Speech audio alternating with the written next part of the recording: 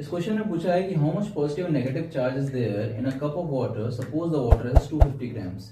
इस क्वेश्चन को समझने के लिए आपको मोल समझ में आना चाहिए, एवोगैड्रो नंबर समझ में आना चाहिए, मॉलिक्यूल्स का थोड़ा कंसेप्ट आना चाहिए। चलिए सॉल्व करते हैं इसे, बहुत आसान है।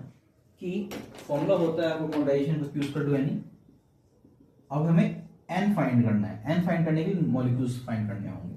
एवोगैड्रो नंबर क्या होता है? एवोगैड्रो नंबर क्या होता है आपने अगर केमिस्ट्री में पढ़ा है तो वो होता है एक मोल में 1 मोल जो होता है मॉलिक्यूलर मास के बराबर होता है,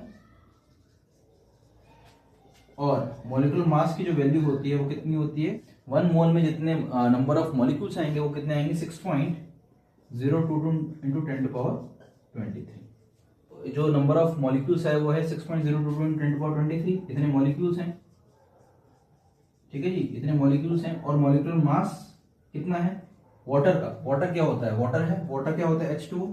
H2O का जो मॉलिक्यूलर मास होगा वो कितना होगा? मॉलिक्यूलर मास का कितना है? 2 और इसका है 16, तो मॉलिक्यूलर मास कितना है? 18 ग्राम्स। दिया हुआ है इसमें? नहीं दिया हुआ है। चलो हम ले लेते हैं, तो 18 ग्राम पानी में जितने मॉलिक्यूल्स आएंगे कितने आएंगे? जितना एवोगैड्रो नंबर होता है 6.022 इंटू 10⁻23, ठीक है। वाटर का वेट कितना है? 250 ग्राम। तो हमें कितना निकालना पड़ेगा? 250 ग्राम। तो 1 ग्राम का निकाल लेते हैं। 1 ग्राम का आ जाएगा 6.022 इंटू 10⁻23 अपॉन 18। 250 का कितना आ जाएगा? 250 grams is equal to 6.022 into 10⁻23 upon 18 into 250। ये तो आ जाएगा हमारा क्या? Number of molecules. Number of molecules आने के बाद हमें क्या निकालना होगा? नंबर ऑफ प्रोटॉन्स और इलेक्ट्रॉन्स। नंबर ऑफ मॉलिक्यूल्स कितना है? Let's solve it. ओके, 2 9 18, 2 2, 2 4 2 2 4 और 2 5 10। 9 को डिवाइड करें 6.02 से, कितना आएगा? ये अब 3 से कट सकता है, तो डायरेक्टली 9 से डिवाइड भी कर सकते हैं। 9 को 125 से डिवाइड कर दीजिए। जैसा कि 9 को डिवाइड किया 125 से, कितना आ गया? 9 9 3 5 9 4 36 होता है, तो 9 3 27 होगा। 8 हो जाएगा, 15 माइनस 7 इज 8.0। ओके, सो 9 9 81, तो लगभग 9 8 जाएगा, 13.8 आ गया। 13.8 मल्टीप्लाई बाय 6.022 करें तो 6.022 इंटू 13.8 कितना आ जाएगा जी आपका? 8 16 8 16 17 1 8 6 48 06 06 300 36 18 2206 6 7 13 1 6 8 2 8 8 2 10 1 10 11 1 8 4 12 और 13 और 1 8 3 इतना और 3 0 4 1 2 3 83। ओके, तो हमारा 83.1036 आ गया है, ठीक है। ये बिल्कुल आंसर सही है। ये हमारा कितना है? नंबर ऑफ ये मॉलिक्यूल्स। तो मॉलिक्यूल्स आ गया मेरे पास, मॉलिक्यूल्स आ गया मेरे पास 83.1036। ये तो मॉलिक्यूल्स हैं, ठीक है। साथ में इतना तो डिवाइड करके 10 की पावर में लिखना है, 10 की पावर 23। इतने मॉलिक्यूल्स आ गए। अब इसमें हमें क्या चाहिए? एन की वैल्यू। एन मॉलिक्यूल्स नहीं है, एन तो क्या है हमारा? Number of electrons. इतने मॉलिक्यूल्स में इलेक्ट्रॉन्स कितने होंगे? आप जानते हैं मॉलिक्यूल्स क्या होता है? सम ऑफ क्या? एटम्स को मिलकर बनाते हैं मॉलिक्यूल्स। तो इसमें कितने नंबर ऑफ इलेक्ट्रॉन्स होंगे? चलिए, आप जानते हैं कि H2O में अगर प्रोटॉन की बात करें, atomic number of hydrogen is 2, atomic number of oxygen is 8, तो यहाँ पे कितना हो जाएगा? 10। तो H2O में जितना नंबर ऑफ प्रोटॉन्स जो होगा वो होगा 10। समझ पा रहे हैं? ये आया हमारा नंबर ऑफ मॉलिक्यूल्स आया, और ये आया हमारा क्या? ये है नंबर ऑफ प्रोटॉन्स।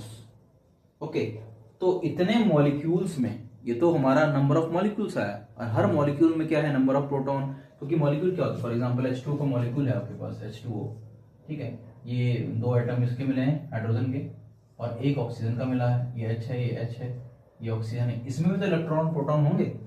तो हमें क्या निकालना है? क्वांटाइजेशन क्या कहता है? क्वांटाइजेशन कहता है नंबर ऑफ इलेक्ट्रॉन्स।